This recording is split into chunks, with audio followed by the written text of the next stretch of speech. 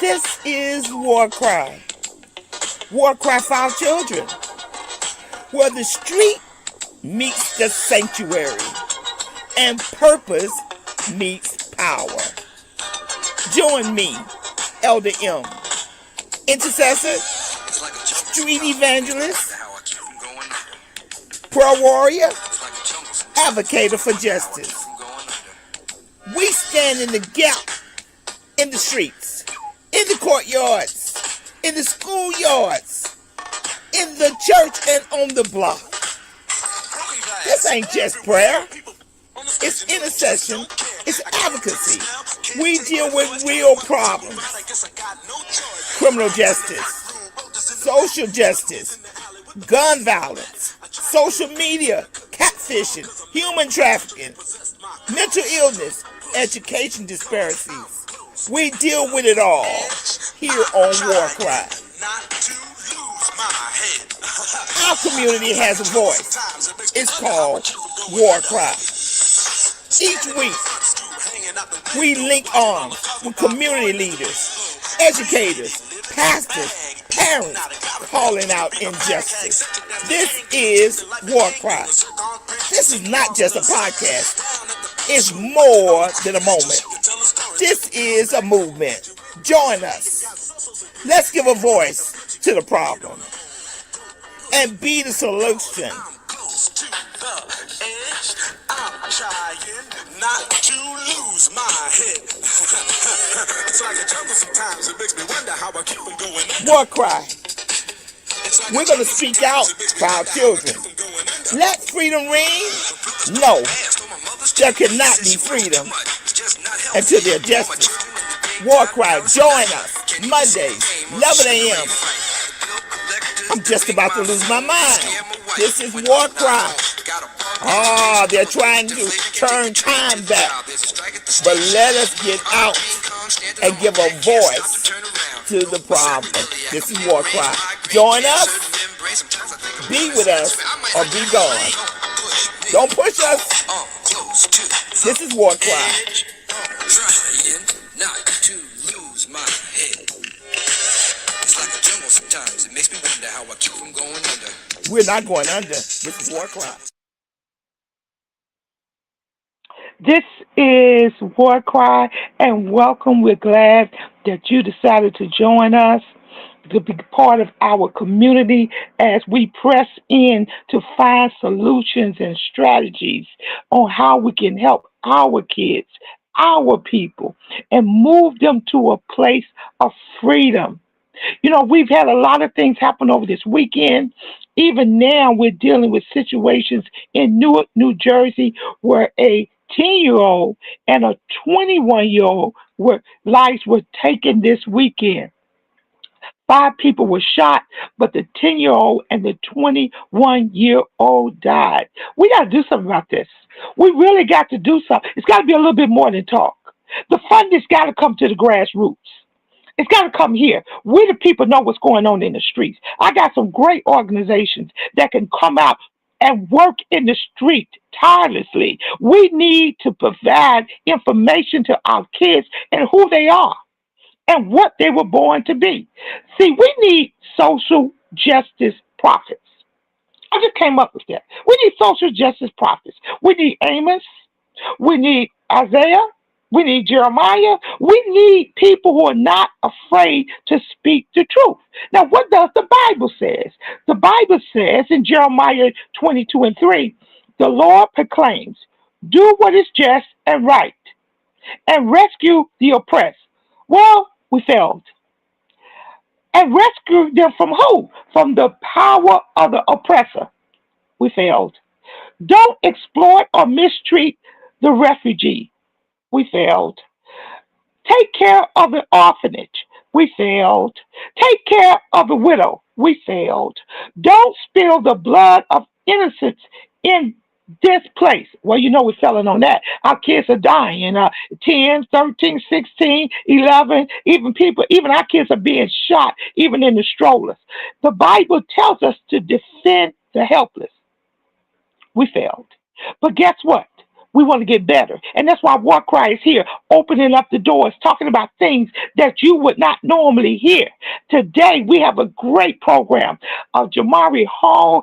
This young man, let me tell you, he has came up with a curriculum system that's so phenomenal that it can change how our children feel about themselves and help them deal with some of the oppression, the anger, and the violence that they see every day. You know him, right? So let's go. Bring the panel in. Bring the panel in. Bring the panel in today on War Cry.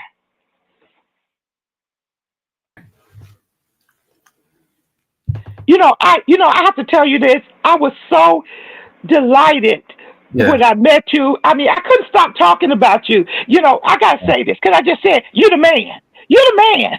You're the man that has the answers to what we've been struggling with our young people today.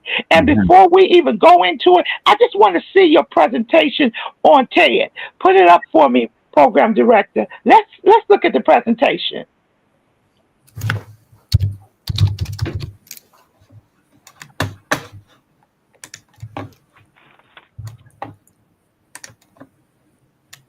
Now she's putting it up so we can see the TED presentation. I think it's coming up now.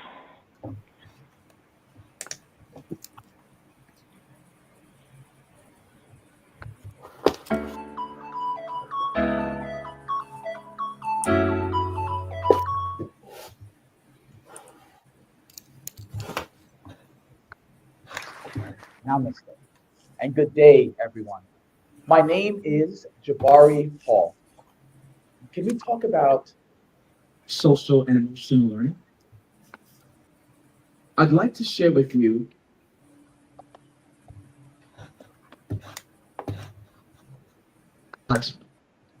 Yes? Yes. Great. May I request us all to please close our eyes. Place your right hand over your heart and focus your consciousness there.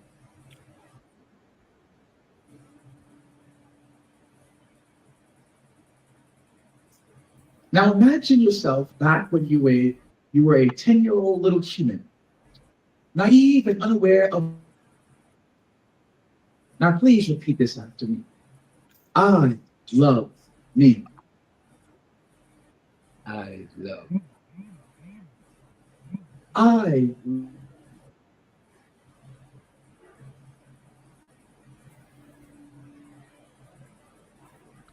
I had almost the same meditative request for my middle school class that I taught a few years back.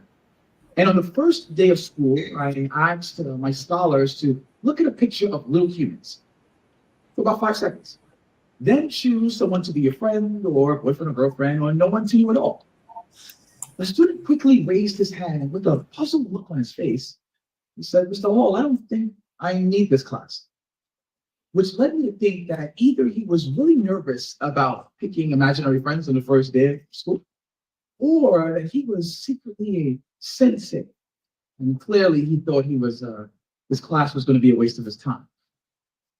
Hopefully we are not all senseis in SEL in this room, and we can engage in this moment together.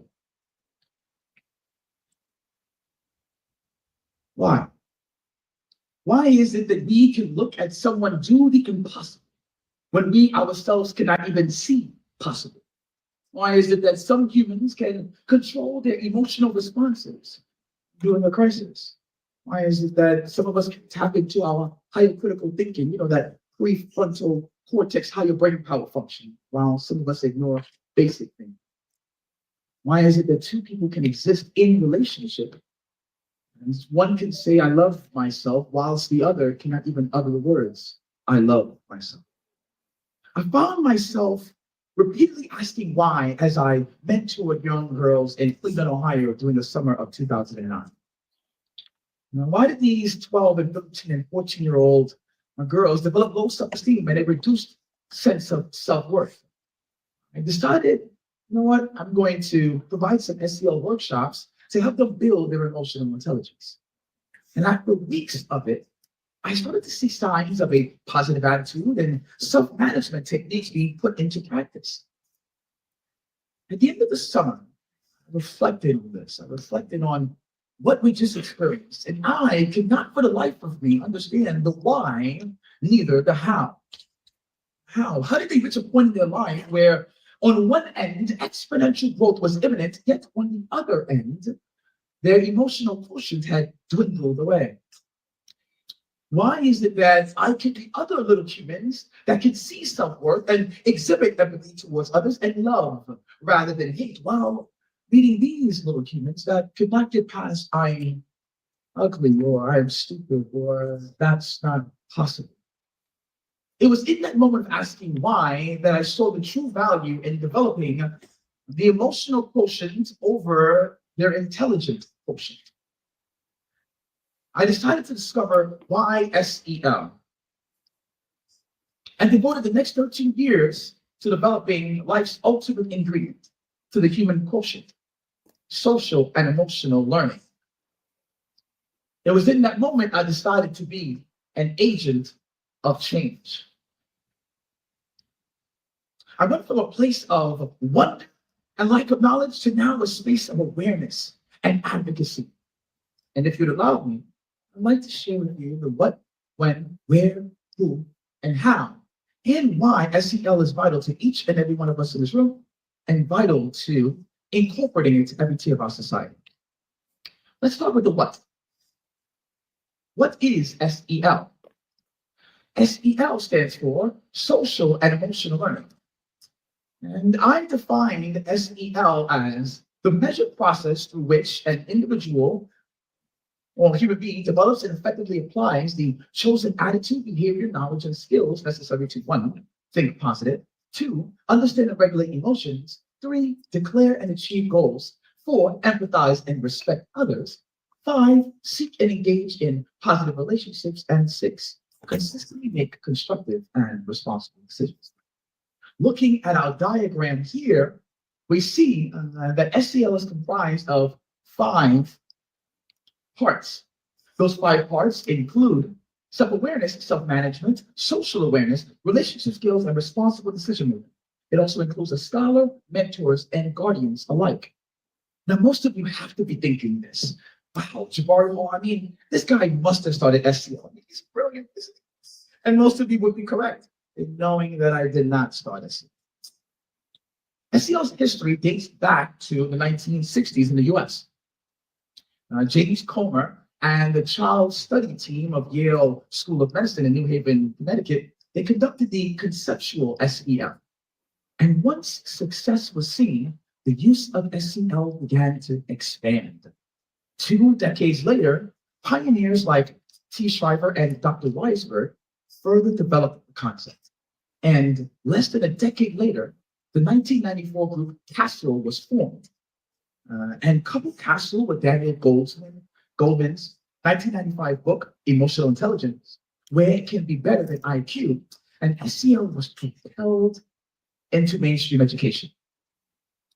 Today, parts of SEL is used in over 120 countries. Countries like New Zealand and Australia and across Europe and Asia have tapped into the purpose of SEL. Here on the continent of Africa, countries like this great one, Ghana, Gambia, and Guinea, and Kenya, Nigeria, and Sierra Leone, and South Africa, South Sudan, Tanzania, Uganda, and Zambia have tapped into the well that is social and emotional learning. Background from the US, I've partnered with over 200 schools and organizations to show them why we do SEL, how we do SEL, and who is truly impacted by the use of SEL in their community. Okay, let's stop the video and just let's have a conversation. Let's have a conversation. Let's stop the video. I want to have a conversation. Mr. Hall, tell us a little something about yourself. We've seen the video, but why did you really start to do SEL? Was it because you had a burden for young people? And the young people were failing. How did you come up with this? Tell us a little something about yourself and how did you come up with this concept? Yes. First, thank you so much for the opportunity to be a part of the work that you're doing and the influence that you have. Thank you so much for the panelists and everyone here for allowing me to share this space with you. Good morning, good afternoon, whoever's listening and when they're listening. My name is Jabari Hall, and I am a owner of the company J.Has.Heart, where we focus on social and emotional learning for young people, for adults, and for guardians. So all humans of all ages. And I have had I've received a blessing from God to really empower people for the last 15 plus years through social and emotional learning, and where we've been able to develop 3 curricula for those individuals or those groups. That would be a K to 12 curriculum for students, a adult curriculum for educators, and an adult curriculum for caregivers or parents. And what I do is lead that organization in a way that I am led by the Holy Spirit in order to empower people. So we are going to any space that a door is opened, or they may resist, yet the door still gets opened, and empower human beings in those spaces. And outside of leading that organization, I serve as a public speaker where I am traveling to schools and organizations and empowering people through helping them to love who they are, helping them to think through their decision making and make better ones, and helping them to move towards stronger relationships. So how did J.Has.Heart come about? How did my work in SEL come about? To answer that part B of your question there, it would be, I started out my desire for, I guess, a career when being introduced to computers when I first moved to this country. And it propelled me into receiving a full scholarship to college for computer science, and studying computers coming out of college, and starting my own software and web development company, and empowering I guess companies and users through visually seeing how a website can look and how applications could look. And I was so impassioned about it. But after a few years of being out in the field, that passion dwindled. And I was wondering, why is this dwindling? And in that wonder, I started to ask the Lord, like, I don't feel purpose filled. I don't feel purpose led. I don't feel your presence in my life. What is my purpose? Why am I here? I've ascended and done great things in computer science, but why am I here? And I went on a 10-month everyday prayer, unceasingly just praying about, what is my purpose here? Why? Give me answers, searching. I'm asking the Holy Spirit. And one morning I was finishing a meeting as a project manager, leading a team of folks, sitting at home, relaxing. And as I clicked off the button, the video, I was like, can I do this anymore? Lord, what is my purpose? In that moment, Holy Spirit speaks to me to empower the youth. I instantly turned around and said to myself, like, who is here? I'm the only person in this space, but I heard a voice. I walked around the condo asking, who's here? Who's here? Who's here? Lord, is that you? And from that moment, I realized that I had been given my purpose. It is to empower young people. And from there, I just set out to empower young people through imaging the love that Christ has for me and for all of us, and empowering young people through that in a secular way, and certainly through our ministry.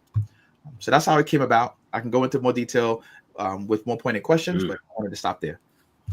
Now, just tell us, what exactly is SEL? I know we went through it. S stands for social, right? E stands for emotional, Yes. and I stand for intelligent, right? Mm-hmm. I mean, I stand SEL. So L stands for what? Learning. Yes. So it's social, emotional learning. Okay, Yes. we got it. Panel, we Yes. got it. Now, explain to me, what is the social part, and then we'll deal with the emotional part. What is the social part of the learning that you bring into to the table with this curriculum that you got that affects not only the child, the administrators, and the parents? It's threefold. You've got a three-part learning system where you bring everybody to the table. So explain to us the social part of it. Yeah, just to delve into, if I may, SEL a little bit more. Yes, so SEL stands for social and emotional learning. That encompasses social intelligence and emotional intelligence and presents it in a learning atmosphere for humans, little or big, to learn from and understand and experience. Now let me just jump in. When you speak about the social part, so are you saying that you're bringing the environment, the culture that the child is living in into the learning experience? Talk a little bit about that.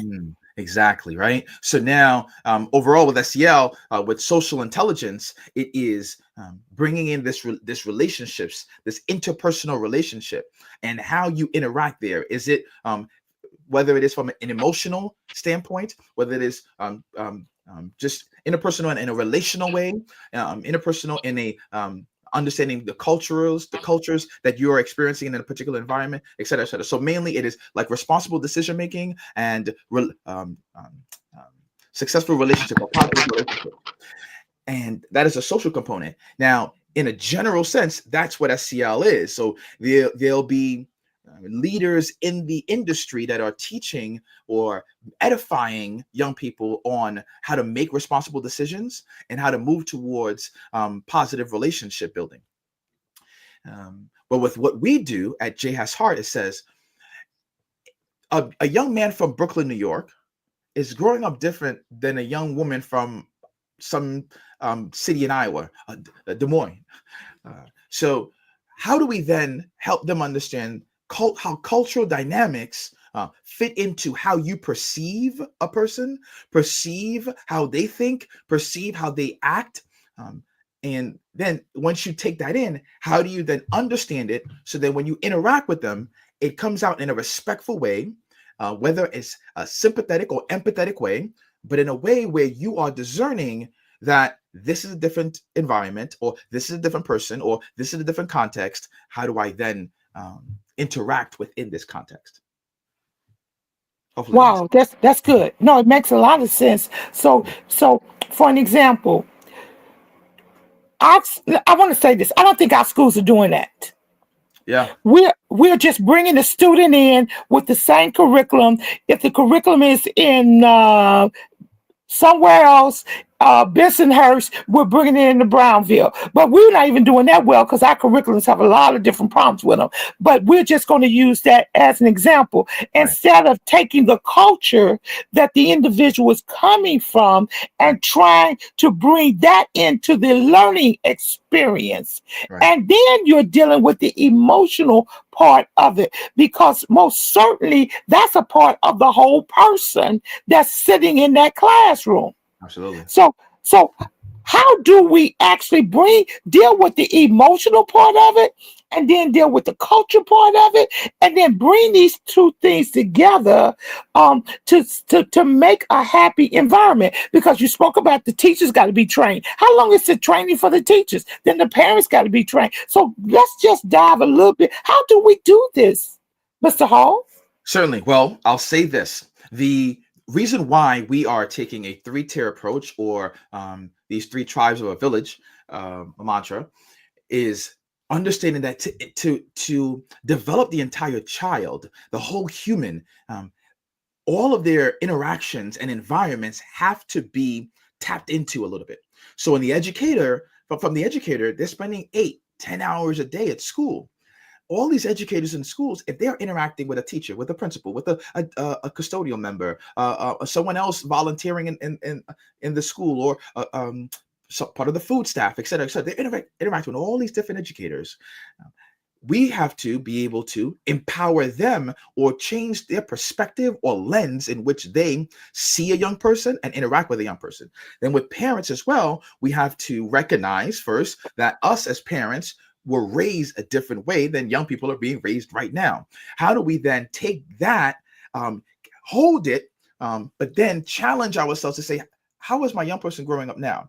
Okay, how are these things in conflict? How is this holding me back? Oh, what is going to push me forward?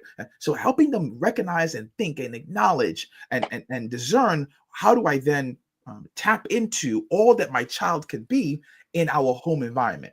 Then with the child, of course, we are helping them to understand themselves in different contexts, themselves sitting in Brownsville, themselves going to a school in East New York, themselves going to the supermarket at Bed-Stuy, like see themselves in different areas.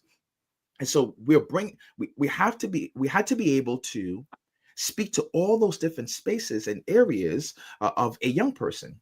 So that's one part. That's why we are focused in on all these different areas. Now, how do we merge the two, a social intelligence and emotional intelligence? Well, for our curriculum for K to 12, specifically, let's talk about middle schoolers.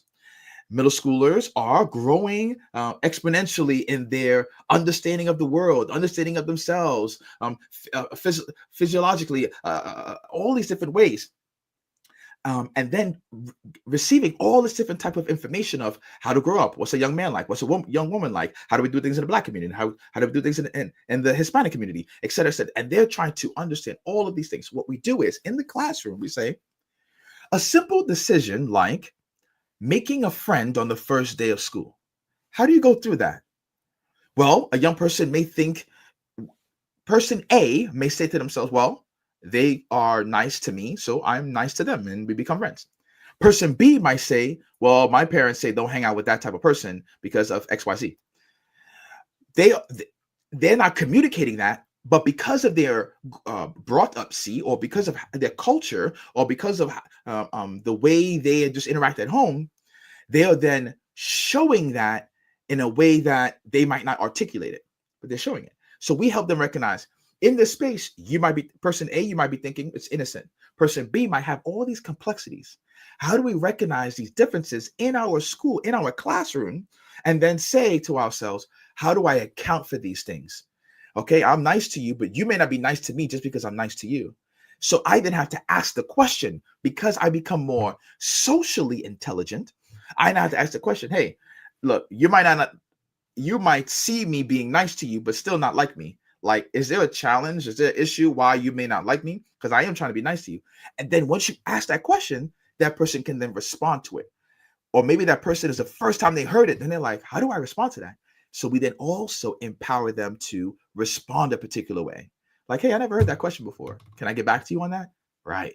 That's a proper way. Now you're interacting in a way where you're respecting that person's differences. You're trying to understand them, et cetera, et cetera. So we are bringing this in the classroom where people are understanding cultural differences, or even just family dynamics, while being emotionally intelligent to have a conversation respectfully. Well, you know what? I'm an advocate of emotional intelligence, but we're going to continue with the conversation. I'm going to have Dr. Payne. Do you have anything you like to say? Anything? Because this is a new concept. We not only, I mean, I believe in the concept social, emotional learning, where we take care of the wholeness of the individual child. And we're going to go on because there's proven statistics that are showing that with this new curriculum, there's things that are being reduced. Gang violence is reduced. Drug use is being reduced. Parents' awareness of their kids are increasing. You know, teachers' awareness of this is just not a young man who wears his pants down to the ground that we can stereotype. This may be another doctor or a lawyer or a scientist. We got to pipe into that. But Dr. Payne, you come right in. You have any questions? Right. Yeah, I have a question. And you know what it is? Because it's not an equal playing ground to start with. Hear me, it's not equal. And a lot of times children grow up today, they have to be a survivor. And so that's kicked in automatically. What I'm saying is because a lot of times children today, they look at things how it was and they build up that defense. Understand what I'm saying? And it's kind of hard. It's really hard. And so now, in order for the children really to decide, they got to see a difference, not talk about it. They got to see the difference so they can let their guards down or drop. But people now today, they wouldn't let their guards down. Let's say when in the early 70s, when we had interracial school, we had to get shipped out to another school. And like I said, some schools get better education, better different things, better equipment. It seemed like everything's better in a different neighborhood. So then when we get leftovers, so then the kid build up that defense, they see what's going on. And that's kind of hard. We try to tell the children, do good in school and hang out with the right ones and individual. As parents, we're trying to tell them that, but kids see something different. Yeah, let me ask you a question, Dr. Payne. Let me ask you a question. What do you think 2025, put your 2025 hat on. What do you think our kids see every day? What do you think? Well, they see hatred. They actually see that. But you got some kids that's really trying to do good and try to do something positive. But when you see a lot of negative around, and you see that we talk that talk, but we don't walk that walk. And okay, but let's get real. Let's get real. They see hatred. They see gang violence. They see dysfunctionality. They feel trauma. They feel angry. They see memorials. They see and hear police sirens in their neighborhoods and communities. They see a distance between them and another sector of town that they are discriminated against. So we want to deal with what they see now. The new 2024-25 generation sees so much differently than what we see. We're going to come back. Dr. Gaudet, come on in. Hello. This is extremely exciting to me. Let me just start out with, I'm a social activist. I'm also a professor. I supervise graduate students. I'm a veteran. I've done a lot, but just to get to the focus, I do want to mention Juwanza Kunjufu and the fourth grade syndrome, which really means that the children, especially the little black boys, are targeted and then put into special education. I don't have to explain that any further. However, there is a cultural difference that you were talking, Dr. Payne talked about too. What we're talking about is when you work with children, the first thing you need to do is to vet them. What do I mean by that in particular? Are they on medication? Is there something else going on? All these children should be interviewed just as a standard operational procedure, as we say in the military. Now, with the medical piece that's going on, these kids who you're talking about, the middle school kids, if you will, but any age, you need to be able to have people there who can teach them and teach the parents. I'm trying to get a program together for fathers take the child to school, first day of school, or maybe every day, and then meet in groups, as small groups, to find out who you are. You talked about emotional intelligence. I'm definitely an advocate of that. There's emotional intelligence. There's intelligent quotient, emotional quotient, and you have action quotient. But what we're missing too is this this is just a sidebar. We're missing the financial intelligence, not in financial literacy, but intelligence. We need to teach all of this in the school system. We need to be able to do things as you were talking about. The first day of class, there needs to be a reasonable icebreaker. These children today, as has been said, and the question is answered, these children are up against so much. And where do they go? To the phone. They go to that daggone internet. And there needs to be some training about that. We need to train educators, and I have a program that I'm trying to present on that. Train educators to teach these children, particularly black males. But that's what we're doing. That's what Mr. Hall is doing. This is a new curriculum here. That's what I need everyone to understand, and even everyone that's listening in. We need look. We've had curriculums by many people. You know, I've worked in the school system. We buy curriculums off the wall. They market different curriculums, and we buy packages off the wall, and we say things like, "Oh, it worked in Atlanta. Oh, it worked over here." But guess what? We need a curriculum that addresses the holisticness of our kids, the Yes. social environment of our kids. Look, the kids that's in Suffolk County are not like the kids in Brownsville. No. We can't even have the same package. We want to say we want the equal curriculums, but guess what? What our kids have to go through mentally is not the same thing. And I'm going to just say this and turn it over.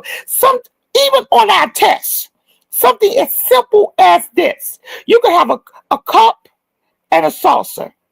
And you give that to our kids don't have a cup and a saucer that they use together. They just use a cup. So the correlation of things are not even the same. But if we start addressing it in our culture with the social environment, we can bring a change. Okay, Jabari, come back on. It's your show. I just wanted to make people aware of, we're talking about a social change and the emotional change. We're not even into the academics yet. We're just dealing with the holistic person. Yeah, I have a question. What do you feel we should? What do you feel we should be doing in terms of what I call, and you give me feedback on this, that everything that we're doing is a lie? Everything. Oh, I'm gonna turn it over to Jabari. Jabari, that's your question. This is you. You are on WarCry. Go ahead. Yes. I for the folks that will be listening, Jabari, Jabari, Jabari. just for them. I know we're able to see it here on the screen here. Professor, please ask that question one more time for me. What do you tell these children when everything that they see is a lie? Okay, yeah. What do you tell? All right, so I'll answer that question, but I do want to be able to respond to or add on to what Pastor Payne, Elder M said, et cetera, et cetera. So what do you do? I'll start with this. Whenever I train and edify educators, I start off with this quote by James Baldwin. It reads, children have never been good at listening to their elders, but they have never failed to imitate them.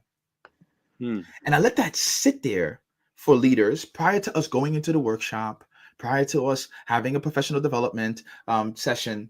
I let it sit there for about 5 minutes until someone asks, why is this still up? Because I wanted to sink in that, yes, we can tell them everything. We can push this narrative, but not until we understand and digest that what we do, who we are, makes the biggest difference. So now to answer your question directly, Professor, it is we shouldn't tell them. Well, we should tell them, but that's secondary. It is modeling it first. Yes. So whenever I am in a space, for example, speaking of myself, students are like, why you smile so much?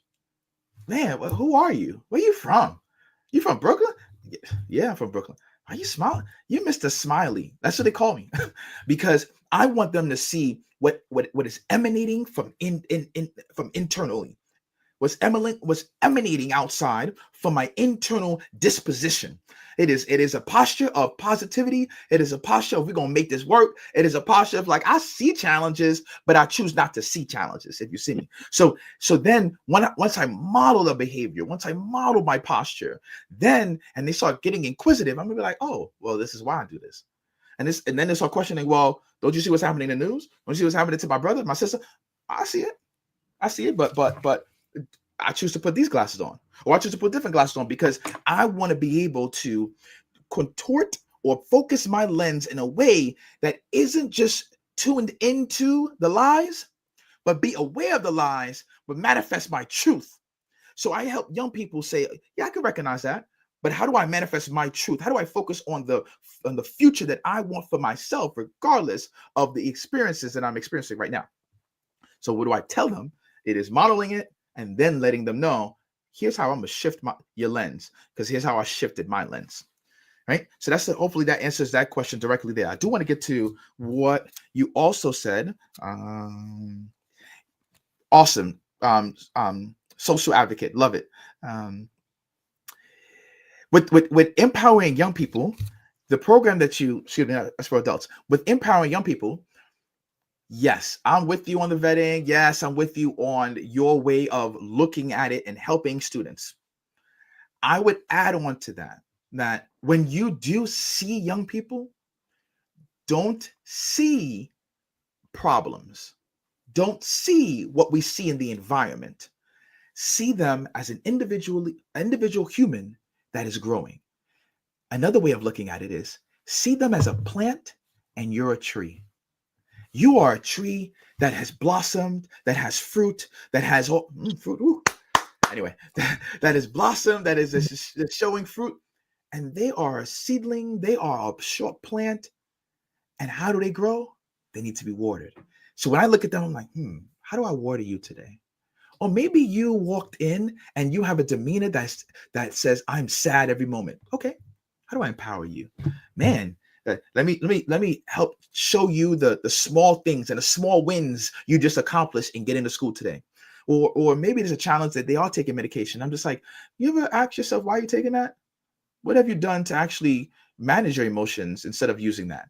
To help them to spark something. So I'm seeing them as a small plant, and how am I watering them today? So that's how we help educators look at young people. And I just assess them in a way that, and again, Professor, I agree. I'm with you. I'm adding on top of what you said, which is, or adding beside to what you said, which is vetting them in a particular way, sure, but not just assessing their the medical medication that they use, but also seeing them in a way where it's like, how do I water you today? Mm-hmm. Now going to your the dad program, your father program, such as the dad program, and what we do with families, with caregivers and parents, what we do is we educate the whole self. And our curriculum says, how do I financially empower you? Build your credit literacy, build your spirit as a dad, spirit as a mother. What are some values that you can put on your wall to say, I raise my standard to these values? And we help them with their physical health, their mental health, their social health. We help them so that now when you go through these 12 chapters, you now come out and say, you know what? I ain't perfect yet, and we already know how it is in the church, but I'm on my way. I'm getting there, right? So then once they have that spirit about them, they aren't going into a school saying, what my child did today. They're going to a school saying, all right, my child is growing. They went to some challenges. Let me hear you out. I ain't mad at you, teacher. I ain't mad at you, principal. Let me hear you out. Okay. Did you ask my young person what are the challenges and how did they get there? Did you ascertain that information? Oh, no, you didn't. Okay, well, let me help you out because I came here to help you out too. Like, thank you for helping me out and bringing me in to help my young man, my son. However, I also want to add to it that as a leader, maybe you could have asked, how was he feeling today? What did he experience before walking in here? Did he see somebody get shot before he walked in here? Did he come from a single parent household and he misses his dad and that's why he's reacting? I just want you to ask that question next time because we're all dealing with young boys in Bronzeville and these things do happen. So we are helping parents with coming into a school system, asking these questions and having this perspective rather than the perspective of us being angry or the perspective of the school is against us, so to speak, which at times it is based on our history and how there's a school to prison pipeline. Okay. Now, one other thing, Pastor Payne, I wanted to mention to you, sir, along with what you said. Yeah. How we help staff, how we help educators is modeling. So what we do in our curriculum for educators is first say, one, social and emotional learning is for you too. You need social intelligence. We need emotional intelligence. And if we don't have that, we are not going to be successful educators. That's one. Two, once they understand, like, you know what, I do need to be a little bit more emotional intelligent. Yeah, you do. Okay. Two, how do you now model it in the classroom? How do you now model it when you're walking down the hallway? How do you then model it when you're walking into school and you ain't have your morning coffee yet? and you see a student, you're like, they ain't coming to my class yet. It's 7:50. I don't want to talk to them. No. Hey, good morning, Charles. How you doing? Man, I haven't had my morning coffee yet, but you know what? I'm all right. Like, how are you modeling that regardless of your environment? And that's how we're helping educators. The other thing is, how do we help these students? We help them by showing them vulnerability. See, a lot of times, us as men may not want to show that we're vulnerable. But with my son, he'll see that I'm sad. He'll come up, Dad, I want to play. I'm like, I'm a little bit sad right now.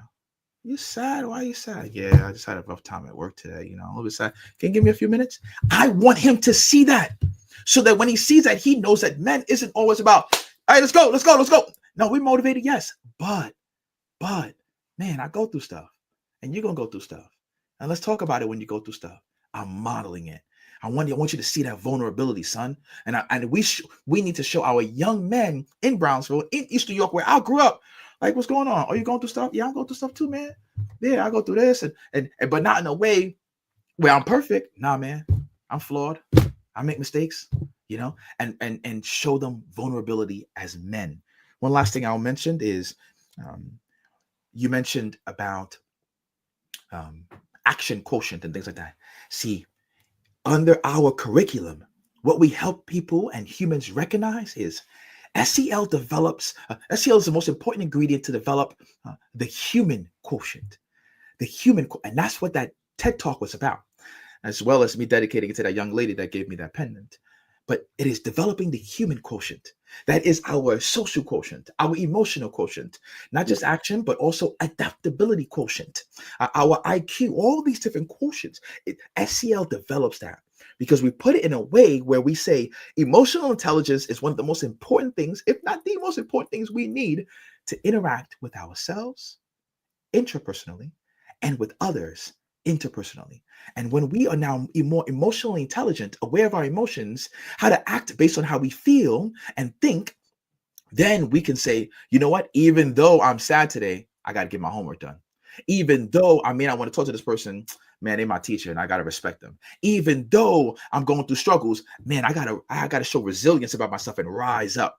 So the SEL and what we do is help people recognize the importance of how it impacts your human quotient, your ability to be the best human you can be. So it's one of the Oh, right. No. We want you to continue. But I just want you to just bring up the 4 or the 5 pillars of emotional intelligence so that the audience and everyone can know the pillars of emotional intelligence. Yeah. SEL is built on 5 components. Those 5 components are self-awareness, self-management, social awareness, responsible decision-making, and relationship skills. Those 5 right there. So helping a human, whether little or big, be self-aware of my emotions, my emotional state, and then how do I interact with myself? How do I manage those emotions?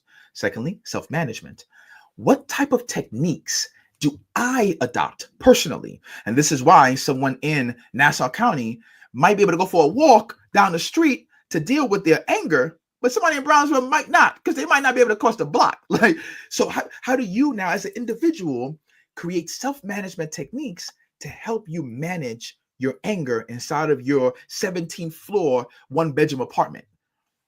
The third thing is social awareness. How do you recognize the differences in someone, or recognize that, man, what that person in my class said to that young person, let me give names to it. What Timothy said to Johnny about his head, man, Johnny ain't like that. But if somebody said that about my head, man, I wouldn't care. They ain't talking about my mama, so I don't care. But me recognizing that they said that about Johnny, and Johnny takes those words differently, I have to be socially aware of my words towards Johnny, because Johnny might take those words differently. Johnny might pop off on me a little bit differently if I'm just like, nah, you whack. Who whack? I ain't mad. Like, how do I become socially aware of these individuals? Responsible decision making. How do I make responsible decisions when waking up in the morning? I gotta get to school on time. When interacting with a teacher that might be disrespectful to me, I ain't gotta meet that with violence. I ain't gotta meet that with how my mom taught me to be or my dad taught me to be. All right. I can respond and say, you know what? I don't like how you respond to me, teacher. So right now, I want to answer your question. Or, all I want to be silent right now. Just be silent. And then after class, go to the teacher. Hey, you mentioned something to me that really rubbed me the wrong way. It was different than the other young person, et cetera, et cetera. How do we make responsible decisions? And the last part again, relationship skills. We help young people. Let me go overall in a specific way for relationships. We help young people build positive relationships and move away from toxic relationships. That's SEL. And in a specific way, we help a young person recognize, yo, I'm getting out the New York way, but yeah, you sitting in a Black family household at the dinner table is different than somebody else sitting in a Hispanic household. It's different than somebody else sitting in a white household, Caucasian household, excuse me. So how do you recognize like the relationship I have and my family dynamics is going to be different than a Hispanic household. It's going to be different than a Caucasian household. So now how I interact with all these different cultures, an Asian household, et cetera, how I interact with all these different cultures and build these relationships. I can't just go to Jabari and be like, yo, my man, what's good? And talk a New York way or talk a Brownsville way or East New York way and expect that to work with somebody that just came in from Nassau County. Now, question. Now, this also helps our young people handle problems outside of the school, which makes them be able to navigate in their communities, which brings about positive things in lieu of so much violence that we see because they're dealing with the anger and the trauma that they pushed away. Could you speak on that? This is why J.Has.Heart was created, as well as the purpose. In our curriculum, what we say is all these SEL programs have all these great things. Yeah, it's going to increase academic performance. Yeah, it's going to help them with emotional intelligence because we're teaching emotional intelligence. Yeah, it's going to help them with social intelligence. Yep. Okay, good. The difference is for us is 3 parts. 1, we are creating transferable real life skills. 2, we are also being cautious about cultural dynamics. I would harken back to all the things I mentioned about cultural dynamics, but cultural dynamics. And the third thing is helping them focus on self-motivation and their intrinsic why. So in those 3 parts, those 3 pillars are baked into all that we do within our curriculum. So specifically, Elder M, when you're speaking about a young person going back out into Brownsville, into East New York, into Red Hook, into all these different parts of Brooklyn, we help them say, one of our lessons, I'll get really specific for example, we have a lesson that talks about what angers you. Simply put, what angers you. And when we then, excuse me, I must apologize really quickly. I'm on a laptop and my charger went out and I had to stop really quickly to plug it in. Sorry. You're quite open. That's okay. That's okay. All right, great. Yeah. Let me finish real quick, if I may, please. What makes you angry today? It's a journal entry. And so they're writing down, this is what made me angry today. Okay, now you are then speaking about that to a partner. Now that partner recognizes, oh, that was what made you angry? This is what made me angry. Oh, I didn't even know that's what happened to you. Oh, okay. And now then the third level is we are reciting it in front of the class. Somebody volunteer. This is what made me angry today. And what we're doing is helping a classroom recognize that maybe Jabari, what made me angry today is that I couldn't catch the bus and I had to walk through an area where there were bloods and I was wearing blue. I wasn't only scared, I was angry because I'm like, man, I gotta do this, and I missed the bus and I woke up late. I'm angry because of that. So now when that person communicates that, a room of 20-something young people are going to then recognize like, oh, Jabari went through that. That's okay. I can see why he's angry. I can see why he could be bothered today. Then fourth level is, okay, so what do we do the next time you have to walk down that block? What alternatives can you put into your schedule? What things can you change? What attitudes can you bring into that situation that's going to make it different than today? So now when they're walking outside, they might say to themselves, all right, I'm gonna walk maybe instead of it being 2 blocks, if I got to walk around and it's 5 blocks, all right, that's what's going to help me, then do that. If it is I got to wake up early, okay, do that. We're identifying things within the lesson that can help them in their environment when they walk out of school, right? And that's what we're doing. Excellent. Now, what has been some of your most challenging moments with the program? Now, the different places that you instituted the programs, could you just tell us where they are? I think you're working with a school district in Chicago. Could you just tell us a little about that? And what are some of your challenges? Yeah. Since inception, to maybe a little bit before COVID, we were in 20 different schools, 10 different districts, and about two and a half countries. I won't say half because we're all on the verge of making this happen.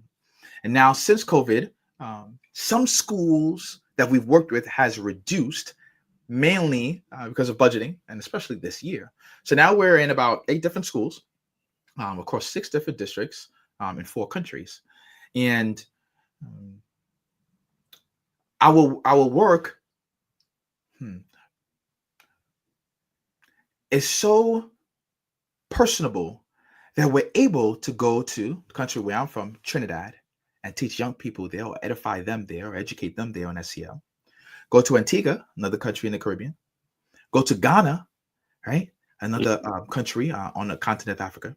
And go to cities all over America here and be able to place this SEL curriculum in these schools. I want to go to really quickly the challenges. I would say that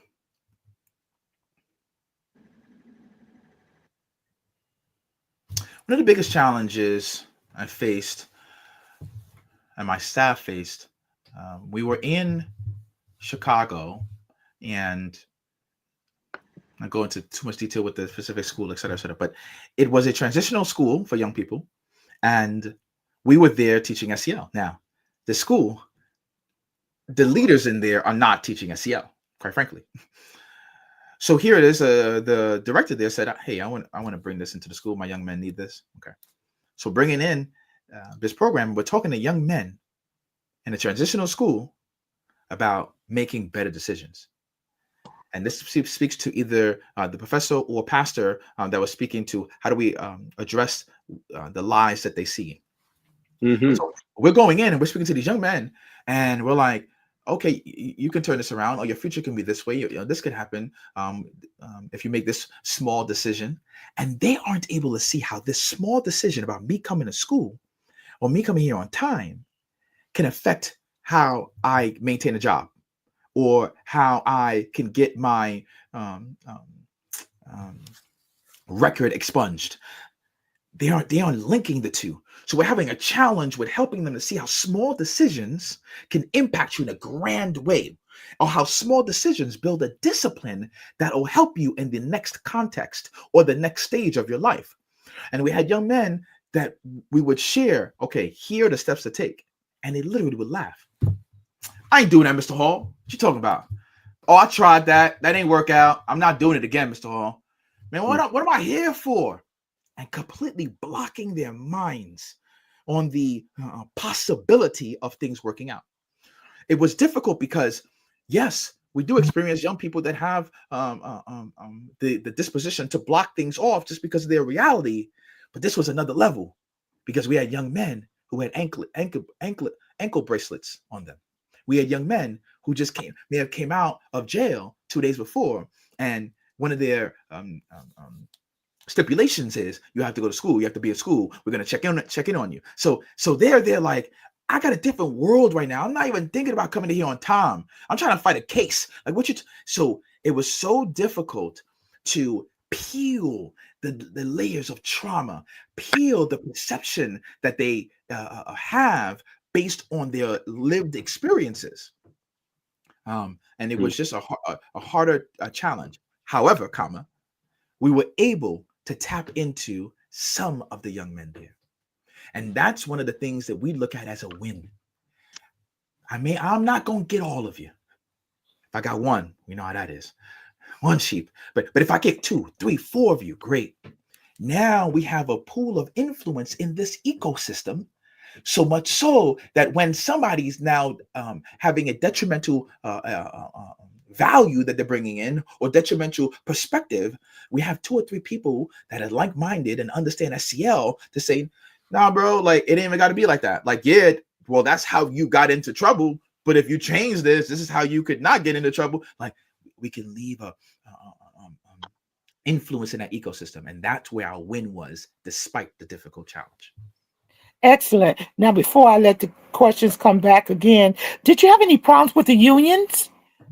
Did they also, with the teachers union, did they agree and like this method? I want to be fair and balanced here. I like that you're asking these questions because these goes into the challenges of implementing SEL in these environments. I want to be fair and balanced here. There are people that say they want it, and there are some that actually do things to help implement this in schools. Unfortunately, there are some that say they want it, that don't do the work. It's as if they lose their hands to do the toiling and do the work to get it implemented. And then, unfortunately, there's a third bucket that says, I don't believe in that. So with the masses, or the majority being the second two groups, there has been a challenge. Now, there are some leaders that are emotionally intelligent to say, I'm going to make SEL a priority, which then would trickle down into school board, which then will trickle down into leaders in the household that come to these meetings and say, okay, I don't know about SEL, but all right, this is going to help my child with their emotional struggles. I'm with that. So we have some emotional sensitive or emotional leaders, emotionally intelligent leaders, excuse me, that make things work. However, there, from my experience, my lived experience, there's a larger majority, there's a majority of educators and leaders that haven't bought into it in a way that they should, which has then caused a deterioration in the effectiveness and the implementation of SEL in these spaces. You might get, for example, a vanilla type implementation that isn't effective. So there has been a tremendous uphill battle in bringing SEL into these schools, an effective SEL program into these schools that matches the demographics that attend the school. And lastly, I'll say that for a Black man, and I'm going to say it on this public platform, for a Black man to be now bringing this into schools, I have experienced a lot of challenges with leaders saying, oh, what's your experience? Oh, how'd you learn that? Oh, and questioning the validity and the stature and the capability of this Black man to then bring forth SEL in their environments.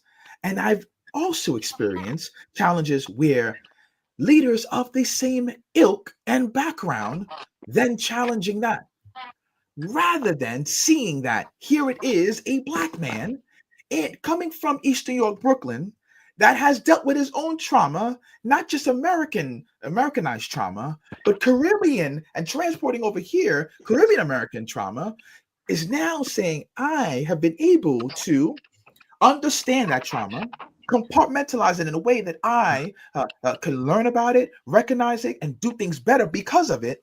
It's coming into your environment to then teach other young people that are experiencing trauma from the same areas that I grew up in, and you're denying that. Well, we definitely need it here. And my question, I promise, and we'll turn it over to the panel. Is it in New York City? Have we accepted any portions of of SEL in New York City? And have you tried to bring it into New York City? Yes, yes. One is, and when you go to multiple charter schools and their networks, you'll see that they do have SEL.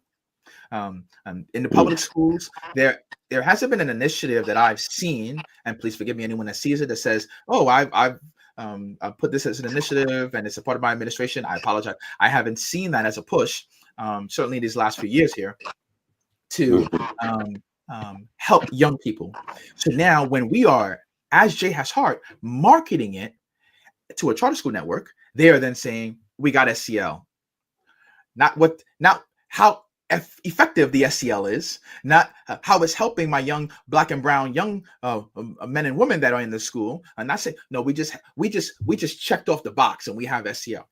And then when I go to public schools, well, we're facing all these other challenges, and we can't really bring this in right now. Now, is that saying for everybody? No. There are some schools we're working with that sees the value in it and sees our targeted initiatives around this and sees that value. But overall, there's been a challenge where leaders would think, oh, we have SEL, we've dotted the I, we've crossed the T, we've checked the box, but not recognizing, is it effective to the individual that we're edifying? Okay, I got to turn over to the panel. Pastor Payne, I want to hear from you. We've heard a Yes, lot. What's your feelings? I love what he's doing. I love everything that he said. I just want one question. Is there a way that you can speak to pastors and then the pastors can get with the elected officials and push it in? Because the neighborhood would change, our society would change, and all this will happen. But what happened is the religious leaders, if we get together and voice our opinion, and like I said, take it to elected officials, then we can affect it more. Is there a way that we can do that? Because I say, if you go to the churches and everything, mosques and synagogues and wherever, and push this, and then the leaders can get with the elected official and push it even more to the school, and you can see the difference, because our society will change, our school will change, the neighborhood will change, the individual will change. So I think if we could do that, that will be more effective. I'm just saying, you know. No, I'm with you. I'm with you, Pastor Payne. You know, me and you, we together with this. Now I need to hear from you, Dr. Gorday, and then I will give it back to Mr. Hall. Okay. You have a powerful and impressive and a highly motivated program here, which I would like to become a part of. And as you were talking about some of the issues or the blocks or roadblocks, yes, like Pastor Payne was saying, the synagogues and the churches and all the pastors. You can also talk to some of the social work schools. I'm a social worker. I'm trained social worker, but I'm a psychotherapist and a family therapist. So what you could do also, and I would be able to try to help out in that area, is to talk to the social workers or the psychologists and bring it as part of the curriculum. I've even thought about a curriculum for HBCUs where you could bring your program into there and train the professors or the students who would become professors. Have you thought about those kind of support systems? Because it seems like your direction is positive and powerful. I am very much interested in what you're doing. And I did a thing on fathers and sons, and I went to USC for my empowering the healthy development for all youth as my capstone. So I'm with you, and I would like to be a part of what you're doing. You are Jabari, did I say it right? You are a part of us now, and we're going to do everything we can to move your program. Now I'm going to bring you in, and I want you to give your closing remarks as well as address the questions. But I believe that if we set up pilots programs in schools in East New York, in the Bronx, and in other places in the urban areas, we can not Harlem. only see Harlem, not only see a change in the academic and the graduation rates, and see a change with the dropout rates, we can also lessen the violence in the communities. We Hmm. could bring more parent Yes. involvement. And along with that, we need to bring some church involvement. Come on here, somebody, and Hmm. be one community. So close us out as you address these questions. Yeah, absolutely. I'm a note taker, so I was looking down and writing notes, and um, so I'm happy about what Pastor Payne mentioned, and also the Professor Glaude. Good. Gorday, got to get his Glaude, name with the right. accent. Glaude. Thank you. Yes, I sir. apologize. I wanted to get that right. So to address the questions, is there a way for us to speak to pastors, and can we go through it that way? I will say two things. One is there are times where there's an elephant in the room that isn't spoken about um, in a non-secular versus a secular sense, and there are challenges that do come up where there's a misunderstanding and misconception around what social and emotional learning is in non-secular spaces. So sometimes I have seen in my lived experience, I'm not saying it for everyone else, in my lived experience, I have seen challenges for pastors or leaders in a non-secular space to be on board with the teachings around SEL. And again, that's partly because of a misconception around SEL. So for us to, that's the first thing. Now, the second thing is, great, we should do it, because what we've seen certainly during the civil rights movements and 75 years since then, we have pastors and our religious institutions that have tremendous influence on not only voting power, political power, etc., but tremendous influence in what they say to both the masses, the people, and to the elected officials. So getting them on board to really speak about the emotional impact of our young people in our environments will be something that will be so impactful, so powerful. And how do we do that? One by one. I'm fine one by one. I'm fine in spaces like this. I'm fine in inviting them onto these platforms and speaking to them in a public way, or even in a private way, and speaking about maybe what hesitations they may have around this. So I'm all for that, and I welcome that, and I want that. Let's make it happen. Professor Gaudet, I would say fantastic. Yes, speaking with social workers is something that we try to focus in on when contacting schools and districts. It's counselors and social workers, because they are the ones working with the emotional intelligence of young people. Yes, other educators are. Please forgive me if other educators are listening and they say a teacher is not working on the emotional intelligence of a young person. You are, but certainly and to a higher degree as counselors and social workers. It would be fantastic. Speaking of the HBCU program, yes, like this is why, yes, I'm running an organization, but I say to myself, I need to become an adjunct professor. So this is my goal now by end of Q1, 2026, become an adjunct professor in a Department of Human Development, in a space where now I am now not just trying to, in a business sense, impact and bring this in schools from a business perspective. I am now on the intellectual, in the class, in the higher ed classroom, helping 18-year-olds, 19-year-olds, 21-year-olds to understand the importance of emotional intelligence, so that when they enter into their relationships in the business world, in a personal world, they can then be intelligent enough emotionally to balance the challenges that they will come up against, right, in a secular space. So I am all about that. I'm looking to become an adjunct professor in that space. I would love to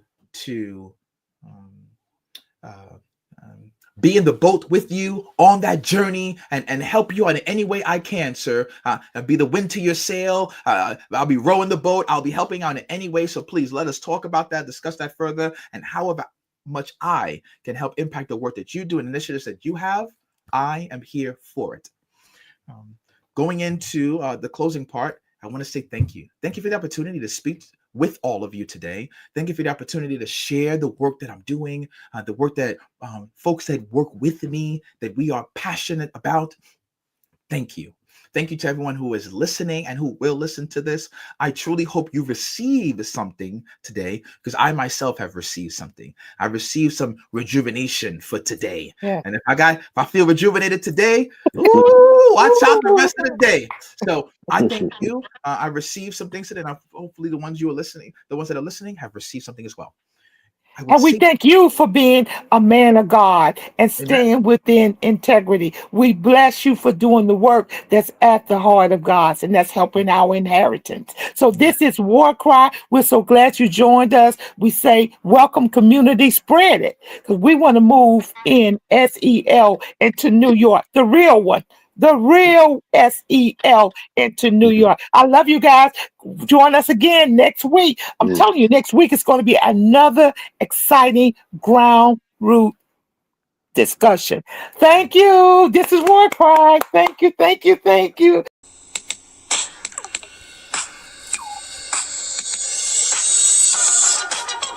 This is WarCry. WarCry For Our Children, where the street meets the sanctuary and purpose meets power. Join me, Elder M, intercessor, street evangelist, prayer warrior, advocator for justice. We stand in the gap in the streets, in the courtyards, in the schoolyards, in the church and on the block. This ain't just prayer. It's intercession. It's advocacy. We deal with real problems. Criminal justice, social justice, gun violence, social media, catfishing, human trafficking, mental illness, education disparities. We deal with it all here on WarCry. Our community has a voice. It's called WarCry. Each week, we link arms with community leaders, educators, pastors, parents calling out injustice. This is WarCry. This is not just a podcast. It's more than a moment. This is a movement. Join us. Let's give a voice to the problem and be the solution. I'm trying not to lose my head. It's like a jungle sometimes. It makes me wonder how I keep on going. WarCry. We're going to speak out for our children. Let freedom ring? No. There cannot be freedom until there's justice. WarCry, join us Mondays, 11 a.m. I'm just about to lose my mind. This is WarCry. They're trying to turn time back. But let us get out and give a voice to the problem. This is WarCry. Join us, be with us, or be gone. Don't push us. This is WarCry. Trying not to lose my head. It's like a jungle sometimes. It makes me wonder how I keep from going under. We're not going under. This is WarCry.